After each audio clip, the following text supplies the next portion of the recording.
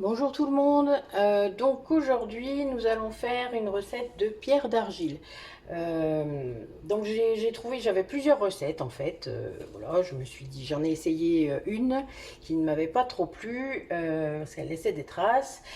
Et donc j'ai cherché, enfin ça fait un petit bout de temps que je suis là-dessus. Bon, évidemment je fais pas que ça. Donc j'avais reporté en fait cette vidéo et parce que c'est vraiment un super produit, j'en ai, bon vous pouvez en acheter dans le commerce de la pierre d'argile, donc si pour ceux qui l'ont déjà fait, vous savez que c'est un produit qui nettoie tout, qui peut vraiment, voilà, des tables, enfin des, comment, des plaques à induction jusque vos miroirs, enfin, vos robinets, les sanitaires, enfin la totale, le plan de travail, enfin tout. Donc, c'est quand même très intéressant comme produit et en plus, ça coûte pas très cher. Donc, la seule chose, c'est que dans la recette que j'avais, au lieu de mettre de l'argile, puisqu'on a dit la pierre de l'argile, c'était du blanc de meudon. Et le blanc de meudon, le problème, c'est que ça a des propriétés couvrantes, évidemment abrasives, mais couvrantes. C'est ce qu'on met un peu sur les vitrines blanches, là, vous savez, où on ne veut plus voir ce qu'il y a à l'intérieur.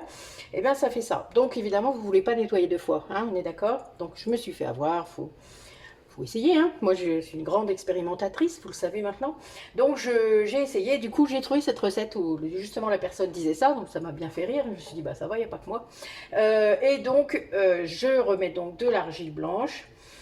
Donc c'est une recette où on va mettre de poudre, donc de l'argile blanche pour ses propriétés désinfectantes, détartrantes et absorbantes. Donc moi j'ai acheté ça. Hein. Enfin voilà, après vous pouvez la trouver en droguerie assez facilement, dans un magasin de bricolage ou dans un magasin bio. Enfin voilà, moi j'ai des sites où je vais acheter ce genre de choses, surtout que l'argile je l'utilise pour faire mes savons, certains. Donc voilà, j'essaie d'acheter de l'argile comme je peux. Bon là, elle vient pas, elle n'est pas faite chez nous. C'est tout. C'est des choses qui arrivent. Moi, je regarde au prix aussi, donc c'est pas trop grave. L'argile bio, ça n'existe pas vraiment. Hein. L'argile, c'est extrait de la terre, donc voilà. C'est la seule chose qu'il faut être sûr, c'est que c'est vraiment de l'argile, hein, tout simplement. Ensuite, du bicarbonate, hein, le même paquet que je vous ai déjà montré. Ben, ça doit être 2 € à Leclerc, hein, ou 3. Ensuite, du savon noir liquide. Alors, vous pouvez aussi mettre du savon de Marseille si vous n'avez que ça. Donc moi j'ai choisi de prendre l'option liquide. Si vous en avez du en pâte, comme j'ai déjà pu montrer, vous mettez de l'eau chaude avec pour le dissoudre un petit peu parce qu'il faut que ce soit liquide. Hein. Donc moi j'ai préparé déjà ce que j'avais besoin. Donc vous voyez, c'est pas une grosse contenance. Je vais faire un 100 g de pierre d'argile. Alors je vais le faire directement dans mon contenant. Alors il faut un contenant où vous pouvez mettre votre éponge. N'est-ce pas? Vous pouvez frotter. Parce que si c'est trop petit, un pot à confiture par exemple, ça peut être un peu trop petit. Alors en plastique, pas en métal si vous pouvez, c'est mieux. En plastique ou en verre, voilà, moi j'ai des, vous voyez, c'est des vieux pots de fromage blanc. Donc j'utilise ce que j'ai. Donc pour cette recette, on va avoir besoin donc de ça. Et moi je rajoute des huiles essentielles, de citron. Vous savez que dans mes produits d'entretien, je mets quasiment tout le temps du citron. Et là en plus du titri, parce que le titri, ben voilà, ça désinfecte tout. Moi c'est mon désinfectant général, hein. Même pour moi, enfin pour tout quoi. Donc j'aime bien.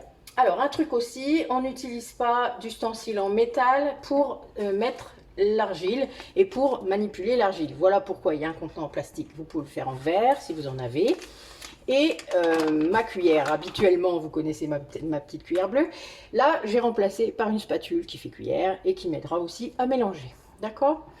Donc j'ai refait un calcul par rapport à la recette que j'ai trouvée qui n'était que sur 60 grammes. Donc j'ai refait un calcul. Donc on va mettre 48 grammes, alors 47,5 hein, mais je vais vous dispenser du et demi. 48 grammes d'argile blanche. On fait attention quand même. Hein. Voilà.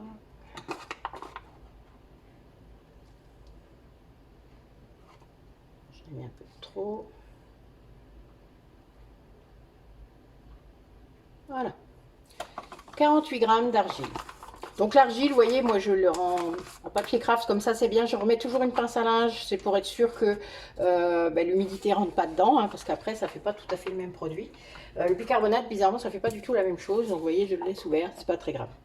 Alors ensuite, pour le bicarbonate, il nous faut 23 grammes. Alors là, je fais aussi attention. Il ne fait pas comme un bourrin. On va y aller doucement. Parce que ça remonte vite en fait. Hein. voyez, je suis déjà à 20. Je suis presque. Voilà, 23 grammes. Donc je mélange déjà mes deux poudres. Comme ça, c'est bien uniforme. Alors il y a des, vous savez, des fois ça fait des petites boules, tout ça. Hop, on retire les grumeaux. Alors vous pouvez essayer au fouet, mais vous allez voir, quand vous allez mélanger le liquide avec, eh bien le fouet, ça va... Vous allez avoir du mal. Hein. Donc la spatule, c'est pas mal. Hein. C'est comme une maryse, hein. C'est la même chose. Donc vous n'hésitez pas à faire comme ça. Même si vous mettez un peu plus de temps à mélanger, c'est pas grave. Donc, et ensuite, on va prendre 23 grammes de savon noir. Donc savon noir liquide. Hein. Moi, je vous ai déjà dit, il est concentré, le mien. Donc c'est encore mieux. Mais bon, c'est pas une obligation non plus. On ramasse tout ce qu'il y a dedans. Pas de perte. Hein. Voilà. Et on mélange tranquille, comme si on faisait une pâte. Vous savez, quand on fait un trou au milieu et qu'on mélange doucement. Je vais vous montrer au fur et à mesure, vous allez voir. Alors, il faut que ça ait la consistance d'une crème fraîche. Alors là, c'est pas tout à fait ça. Donc, je dirais que le mien, il doit être un peu concentré. Je vais rajouter un petit peu d'eau. Je vous montre. Vous voyez, ça fait un peu trop solide. Donc, moi, je vais rajouter juste un petit peu d'eau. Je pense que le côté concentré de mon savon agit un petit peu, donc j'en mets pas beaucoup, hein. Je vais juste faire un réajustage, comme on dit, pour que ça ait l'air d'une crème fraîche, comme c'est dit dans la recette. Voilà, là on est mieux. Voilà, là on est vraiment dans la bonne consistance. On mélange tranquillement. Je dirais que c'est une crème fraîche un peu épaisse, mais avec les huiles essentielles, hein, ça va remettre un peu de liquide, donc ça réajustera bien. Je vous montre le changement par rapport à tout à l'heure. Vous voyez? Voilà. Alors le fait que vous mettiez de l'eau, c'est pas un souci puisque le savon, ben voilà, il dissout bien dans l'eau. Hein. Alors, donc là après, pour 100 grammes, on va mettre en gros une vingtaine de gouttes. 6, 7, 8, 9, 10, 11, 12, 13, 14, 15, 16, 17, 18, 19, 20. Alors on n'est pas à une goutte près, là on n'est pas dans du cosmétique. C'est des produits d'entretien, donc c'est pas un souci si vous en mettez 22. Hein. Mais c'est pas, vous savez maintenant que quand on fait des choses qui vont sur notre peau, régulièrement, quotidiennement, eh bien on ne fait pas ça. Donc on mélange entre chaque, et je vais faire la même chose avec mon titri. 20 gouttes également. 3, 4, 5, 6, 7, 9, 10, 11, 12, 13, 14, 15, 16, 17, 18, 19, 20. Bon, il y en a peut-être 25. Hein. Je suis allée un peu fort, mais bon.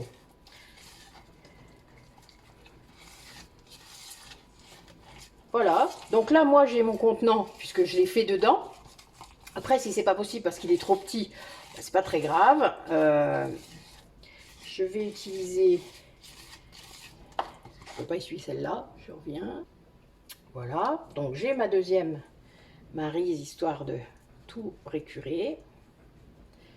Et on va laisser sécher la pierre d'argile dans le contenant. Alors que si vous avez un contenant qui est différent de votre du récipient dans lequel vous avez mélangé, bien évidemment vous mettez tout dans le contenant. Et vous avez laissé sécher 24 heures minimum. Donc évidemment je finirai la vidéo quand ce sera prêt. Je vous ferai un petit test aussi sur mes plaques d'induction parce que moi c'est surtout pour ça que je l'ai fait. Puisque mon nettoyant, je vous dirai pas lequel pour les plaques à induction, mais vous savez tous lequel c'est. C'était le dernier truc que j'achetais dans le commerce, j'avoue. Parce que je ne trouvais rien d'autre. Enfin en tout cas c'était pas très... C'était pas pareil, voilà. Donc je vais le tester devant vous. Et comme ça, alors j'avais testé avec le blanc de Meudon, hein, vous vous doutez la surprise. C'est très drôle. Je me suis un peu maudite sur ce coup-là parce qu'il a fallu que je nettoie pendant un long moment avant de les ravoir. J'étais pas très contente. Et donc voilà, donc ben, c'est pas grave, là j'ai retrouvé ça. On va faire un test ensemble. Ça vous fera rire comme ça si je m'énerve. Ça sera plutôt drôle. Moi j'aurais gagné ça. Voilà, donc là, il n'y a plus qu'à attendre que ça sèche. À température ambiante, hein, vous n'êtes pas obligé de le mettre dehors, même si en ce moment ça s'y prêterait. Mais non, il n'y a pas besoin. On va le laisser. Je vais le laisser sur mon plan de travail d'ailleurs. Alors, moi j'ai un couvercle, hein, puisque j'ai c'est une boîte de fromage blanc, donc pour pas qu'il y ait trop qui tombe dedans. Hein. Voilà, je vais le laisser comme ça. Et puis je vous reprendrai, mais je finirai la vidéo. Bonjour à tous. Alors aujourd'hui, on va s'occuper de la pierre d'argile hein, qui a séché. Elle a mis plus de temps que je vous avais dit, à peu près 10 jours. Alors on va essayer, je vous garantis rien du coup, parce qu'elle est vraiment sèche et pas forcément comme j'aurais pensé. Donc on va voir, on va faire un essai sur mes plaques, puisque c'était vraiment pour ça que je l'avais faite à la base. Pour voir un petit peu si ça va faire quelque chose.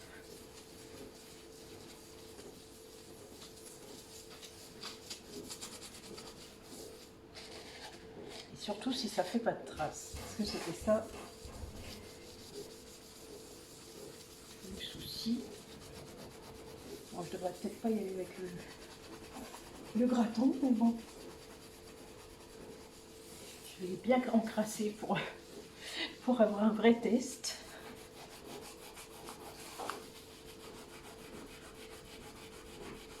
Oui, ça accroche, mais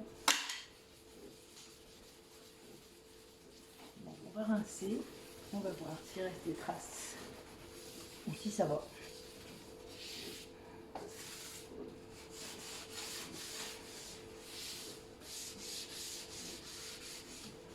En tout cas, ça nettoie bien le tour, c'est déjà pas mal. Alors.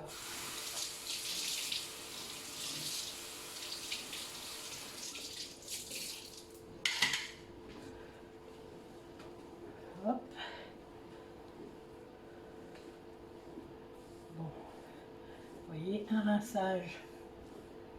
Ça laisse pas trop de traces, c'est pas mal. Bon, que je l'ai fait à l'eau froide. Bon, bah regardez, ça paraît concluant. En tout cas, moi, ça me convient. Voilà, bon, donc ça a duré quand même. Le séchage, c'était écrit 24 à 48 heures. Bon, ben, on est quand même plus sur une semaine, 10 jours. Hein. Donc voilà, bon, parfait, non? Donc moi, ça me convient. Écoutez, merci d'avoir regardé la vidéo et à bientôt.